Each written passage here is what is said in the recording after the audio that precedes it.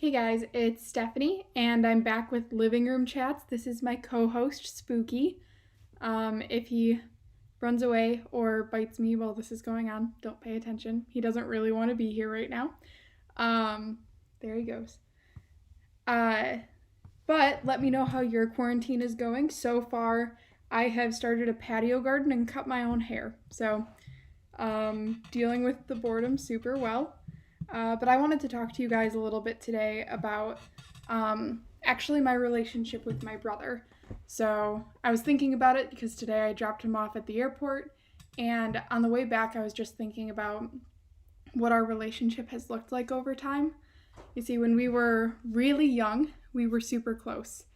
When I hit 13, I became the biggest brat on earth. I was so mean to him.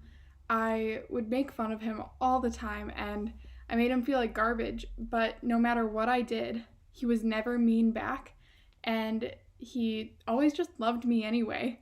I remember there was one point, and this instance really stuck out to me for some reason, but it had been during one of those times that I was just being awful to him and acting like I hated him, and he had gone on a field trip and brought me back like a little mood ring or whatever. And I remember just thinking, like, why on earth is he being nice to me when I'm such a jerk to him?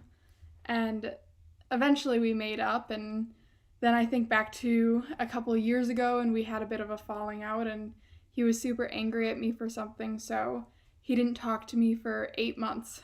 But every single time I saw him, even though it would be really easy to get mad that he wasn't talking to me, I would say, hey, just so you know, I love you. And I would show up to his graduation or different big events that he didn't want me to show up to, but I was like, you know what? At some point, we're going to have a relationship again, and I never want him to think that there was a time that I didn't love him. And I was just thinking, as you guys are stuck in quarantine with your siblings right now, it's probably kind of hard to not get on each other's nerves and trip over each other a little bit. But I actually just wanted to relate it back a little bit as we're dealing with our families and everything, the example that God sets for us in the way that he loves us. See, with the example of me and my brother, it would have been really easy to let one of those things really damage our relationship, but it was because of the unconditional love that we had for each other that even during those times, it was okay that we went through this really hard thing, because in the end, we still had a good relationship. And even more so with God, he actually won't stop loving us no matter what we do wrong. We can be angry at him. We can think that he's awful. We can completely turn our back on God. And he isn't sitting there like, well, they've just screwed up too bad this time.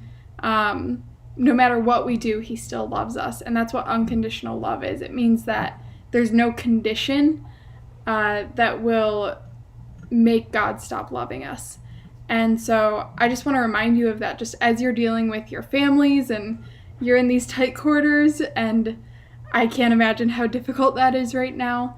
I just want to encourage you to think about the love that God has for us, and think about, like, okay, when all of this is over, it's okay that there's some tension and some fighting and some going back and forth, but when all of this is over, how can I show my family that I've unconditionally loved them through this season, even though we get on each other's nerves and even though we make each other really angry.